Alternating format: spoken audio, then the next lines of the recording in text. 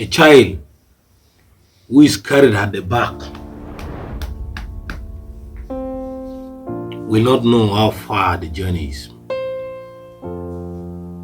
What does it mean? First of all, the origin is an African proverb. A child who is carried at the back will not know how far the journey is. It means that if you are not part of the plan of the journey,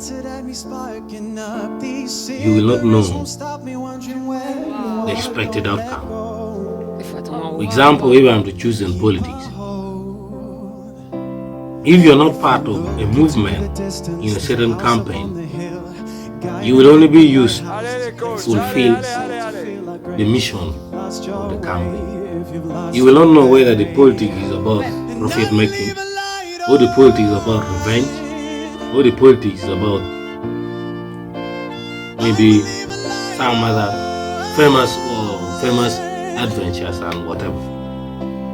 So unless you are part of the plan, driving an initiative, you will not know the expected final outcome. But if you carry on abusing, you'll be robbed from us. I refuse to lose another friend on drugs. Just come home, don't let go.